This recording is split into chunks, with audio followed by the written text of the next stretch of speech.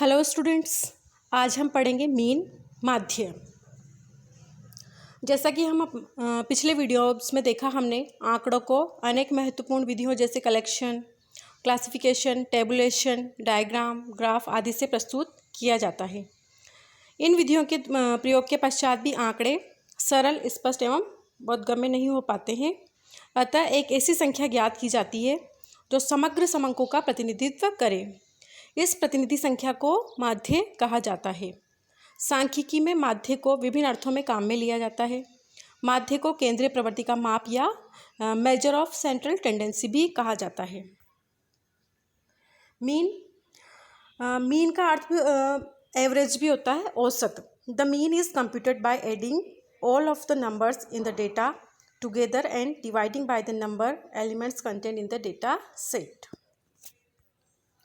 Mean हम कैसे ज्ञात करते हैं? हमें जितने भी समंक दिए हुए हैं, जैसे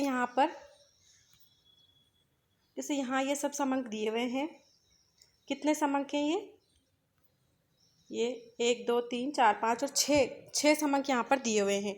इन सभी को हम जोड़ लेंगे। जोड़ने के बाद इनका योगफल आता है 96।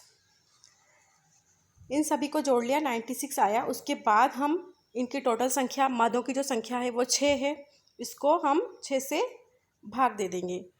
यहाँ पर जो 16 आता है ये मीन माध्य है।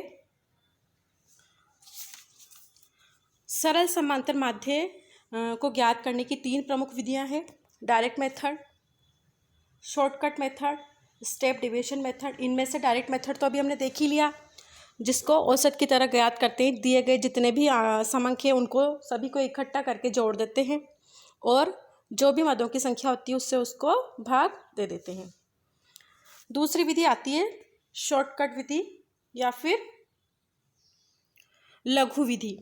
इसमें से किसी एक मूल्य को हम कल्पित माध्य मान लेते हैं, जिसको हम ए से डिनोट करेंगे, कल्पित माध्य।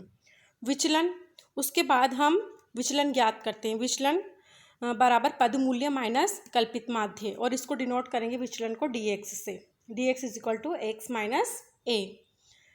शॉर्टकट विधि में जो सूत्र है वो है x bar is equal to a plus summation d x upon n. यहाँ पर एक्स बार है अंकगणितीय माध्य, समेशन डी एक्स है विचलनों का योग। जो हम विचलन ज्ञात करेंगे उन सबको जोड़ने के बाद जो योग आएगा वो D X. A is equal to है कल्पित माध्य और एन बराबर मदों की संख्या। जैसे यहाँ हम एक प्रॉब्लम देखते हैं। 10 बछड़ों का भार दिया गया है यहाँ पर। अब हमें शॉर्टकट मेथड से अंकगणितीय माध्य या जो मीन है वो ज्ञात करना है। यहाँ पर 10 बछड़ों का भार दिया है, ये किलो में दिया है, तो एन बराबर क्या हो गया यहाँ पर 10। अब हम देखेंगे, हमने यहाँ पर कल्पित माध्य माना है 49, जो 5वें क्रम संख्या में आता है। एक्स माइनस ए, अब हम करेंगे एक्स माइनस ए। एक्स क्या है हमारा, ये जो भार दिया हुआ है, और ए कल्पित माध्य है। जैसे फर्स्ट जो बछड़े का भार है वो है 41 और हमने कल्पित माध्य माना है 49, तो 41 माइनस 49 बराबर -9। ऐसे दूसरे भार में से हम कल्पित माध्य माइनस कर देंगे तो -10, 42 माइनस 49 -7। इस तरह से हम पूरे 10 ही आंकड़ों का माध्य ज्ञात कर लेंगे। काल्पनिक माध्य से विचलन हम ज्ञात करेंगे। अब ये माइनस और प्लस में जो विचलन हमें प्राप्त हुआ है उसमें से माइनस माइनस को जोड़ लेंगे और प्लस प्लस को जोड़ के टोटल इनका, तो प्लस प्लस को जब हमने ऐड किया तो हमारे पास आता है +39 और माइनस माइनस को ऐड करने पर हमें मिलता है -25 बराबर हमें प्राप्त होता है 14। इसको हम ये विचलन हमें प्राप्त हुआ है समेशन डी एक्स बराबर 14। अब हम सूत्र के अनुसार जो भी वैल्यूज़ है वो हम यहाँ पर पुट कर देंगे। X bar is equal to a हमने फाइंड किया था 49, जो हमने माना था कल्पित माध्य। समेशन डी एक्स हमें प्राप्त हुआ 14 और एन बराबर है हमारे पास 10 बछड़े, मीन्स टोटल एन बराबर 10। इनको कैलकुलेट करने पर हमें उत्तर प्राप्त होता है 50.4 kg। अब तीसरी विधि आती है स्टेप डेविएशन मेथड या पद विचलन विधि। जब पदों के मूल्यों का अंतर बराबर होता है, अर्थात जैसे हमें आंकड़े दिए हुए हैं 10, 15, 20, इनमें इंटरवल है 5-5 का इत्यादि, तब ये विधि प्रयोग में लाई जाती है। इससे गणना और भी सरल हो जाती है। इसमें किसी एक मूल्य को कल्पित माध्य मान लेते हैं, जैसे अभी हमने माना था इसमें शॉर्टकट मेथड में।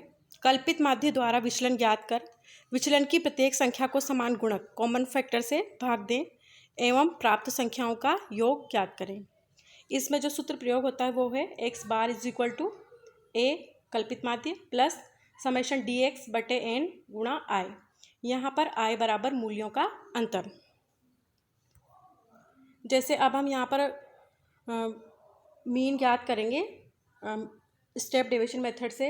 यहाँ पर एक प्रॉब्लम दी हुई है कि समअंकों से पद विचलन विधि द्वारा समांतर माध्य निकालिए। यहाँ पर हमें समअंक दिए हुए हैं भोजन पर खर्च रुपयों में। ये है 5, 10, 15, 20, 25 और 30, 6 समअंक हमें दिए हुए हैं। हम सबसे पहले कल्पित माध्य हमने यहाँ पर मान लिया है। कल्पित माध्य a बराबर 15 हमने मान लिया। उससे हम इनका विचलन ज्ञात करेंगे। तो विचलन कैसे ज्ञात करेंगे? x माइनस 15 जो हमने कल्पित माध्य माना है, और i हमने यहाँ पर 5-5 का इंटरवल है, तो बटे 5 से हम भाग लगाते जाएंगे।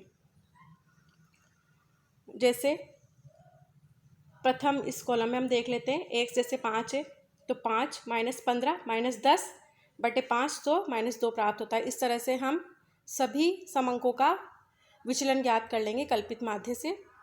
अब सूत्र का प्रयोग करके जो जो भी वैल्यू हमको फाइंड होगी वो सब हम इसमें पुट कर देंगे। a बराबर 15 प्लस समेशन dx हमें प्राप्त होता है 3 और n है हमारे पास 6 गुणा क्लास इंटरवल i था 5। इसको सॉल्व करने के बाद उत्तर प्राप्त होता है 17.5। अब ये दो प्रॉब्लम्स हैं जिसमें फर्स्ट है 10 बज्जड़ों का भार दिया गया है, इससे आपको अंकगणितीय माध्य ज्ञात करना है। दूसरा है 10 छात्रों के प्राप्तांक जो कि लघु विधि द्वारा आपको ज्ञात करना है। ये अपने स्तर पर आप घर पे इनको फाइंड करने की कोशिश करें। प्रैक्टिकल में मीन, मॉड, मीडियन या सांख्यिकी में से एक प्रॉब्लम आती है जो 5 नंबर की दी जाती है। Thank you for watching.